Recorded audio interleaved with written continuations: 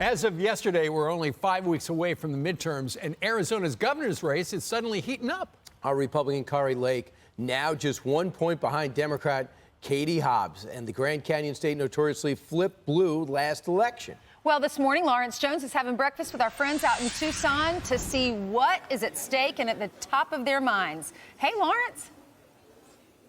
Hey, good morning, family. The reason why we're in Arizona at 3 a.m. is because it's a swing state. This is stop number 2 on our tour. A quick look at the governor's race, as y'all talked about. We got 44 percentage points for Hobbs and 43 for Kari Lake. So that tells you that we are in a dead heat. So what matters to the people of Arizona? So often we hear about Texas and the border, but Arizona is also a border state. Let's talk with some folks. First up, we got David. David, you said the #1 issue for you is the border. Absolutely. The border years ago was as secure as it's been, and presently you just reverse the pictures. It's uncontrolled, and border security is extremely important. Yeah, and how's that going to impact you in the next election? Well, we will absolutely be looking for people that are pro-border and pro-protecting our country. Wow, thank you so much. I want to go to Deidre because it's not just the border that's impacting people, it is the businesses. And you're a business owner. You say it's hard to get people to work. Correct.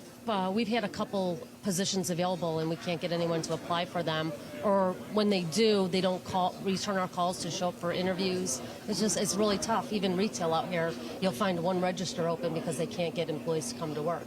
I don't know where they're at, but it's definitely an issue.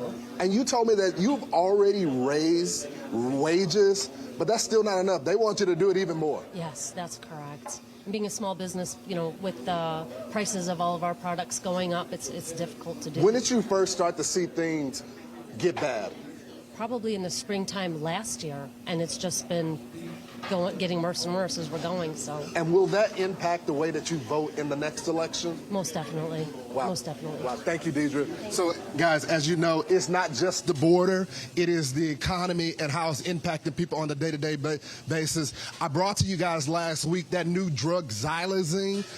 It's not just fentanyl. It's the xylazine that is killing people. And that xylazine, guys, when people try to take Narcan, it will not resuscitate them. And people of Arizona, they know that all too well. The last person I want y'all to talk to is Kim. She is the business owner here. She's been so gracious to welcome. Kim, I was just talking. It's been hard for you, but you were still able to open up for us today. It has been super hard. We felt like we survived COVID, and then now these prices, inflation. Yeah, it's been really hard. Yeah.